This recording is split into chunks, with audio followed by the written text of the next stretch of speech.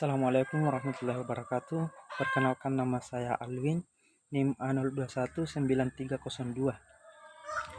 Pertama-tama, marilah kita memanjatkan puja dan puji syukur atas kehadirat Allah Subhanahu wa taala, atas berkat rahmat dan hidayahnya lah, sehingga saya masih diberikan kesehatan dan kesempatan untuk mengerjakan tugas saya tentang kilas sejarah peraturan tentang kehutanan.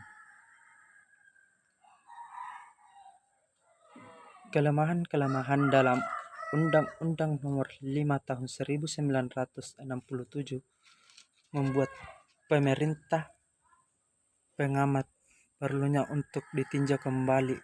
Himbauan tersebut tidak dianggap secara serius oleh Departemen Kehutanan baru setelah terjadi perubahan konstelasi politik nasional secara kritis, ekonomi dan pimpinan tahun 1998. Maka Departemen Kehutanan dan penyusun Undang-Undang Kehutanan baru kemudian dikenal sebagai Undang-Undang Nomor 41 1999. Slide selanjutnya yaitu mengenai peraturan perundangan pengelolaan hutan. Pemerintah mengeluarkan Undang-Undang Nomor 5 1997 tentang ketentuan pokok kehutanan pada tahun 1960. Juga sudah diumumkan Undang-Undang Agraria, Undang-Undang Nomor 5 1960. Undang-undang ini dikeluarkan untuk memberikan kepastian memiliki lahan pertanian bagi rakyat dan sekaligus untuk menyatu persepsi tentang hak milik lahan yang sebelum didasarkan kepada peraturan adat yang sangat beragam di antara suku bangsa yang ada. Berdasarkan Undang-Undang Nomor 5 1967, pemerintahan mengeluarkan PP Nomor 21 1970 untuk mengatur pelaksanaan HPH dan HPHH, hak-hak rakyat untuk memperoleh manfaat hutan tidak saja dibatasi, tetapi praktis hilang sama sekali.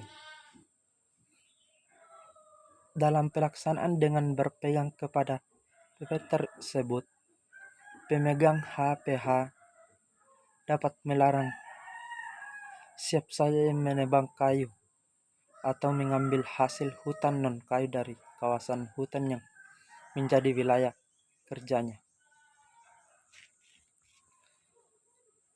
Slide selanjutnya yaitu proses pembentukan Undang-Undang Nomor 41 1999.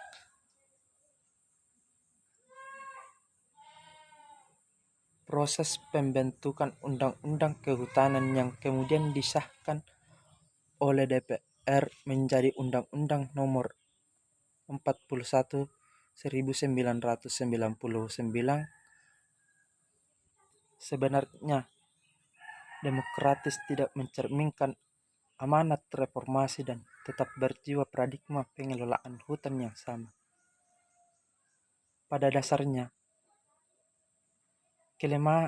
kelemahan rencana undang-undang yang ditinjau oleh Dephutbun adalah yang pertama yaitu tidak menyesuaikan dengan perkembangan ilmu kehutanan sendiri yang telah mencoba untuk memperhitungkan perubahan lingkungan sosial, ekonomi maupun perkembangan ilmu pengetahuan dan teknologi. Yang kedua, warna desentralisasi dan devolusi yang menjadi tuntunan reformasi serta telah menjadi kecenderungan global tentang pengelolaan sumber daya alam juga belum nampak. Yang ketiga, pengakuan terhadap adanya hutan adat masih setengah hati karena ada embel-embel sepanjang masih ada. Padahal kenyataannya hutan adat masih banyak terdapat di mana-mana. Dengan demikian, kalau disahkan dengan undang-undang yang baru tersebut, hutan adat masih akan dikalahkan oleh HPH yang oleh sebagian besar masyarakat diminta untuk dihapus atau paling tidak harus diperbaiki sistem pengelolaannya, sehingga tidak hanya menimbulkan konflik dengan masyarakat lokal, tetapi dapat memberikan manfaat yang profesional. Yang keempat, penekanan pentingnya perencanaan juga tidak nampak.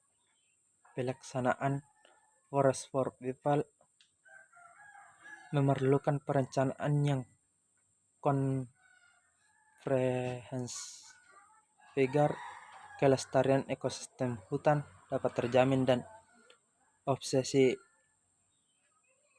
yang indah itu tidak hanya menjadi slogan.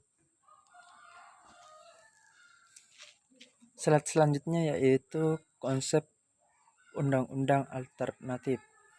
Sebelum reformasi terjadi pada bulan Oktober 1997 telah terbentuk apa yang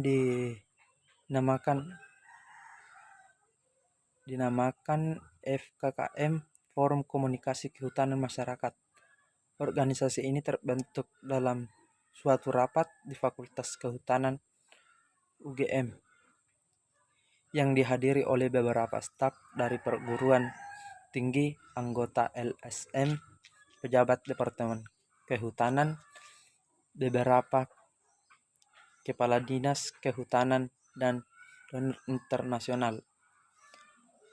Tujuan pembentukan organisasi itu adalah untuk mengkomunikasikan hasil penelitian atau pendapat tentang bentuk pengelolaan hutan yang berbasis kerakyatan. Demikianlah dari pemaparan saya. Saya akhiri dengan ucapan wabillahi taufiq wal hidayah. Assalamualaikum warahmatullahi wabarakatuh.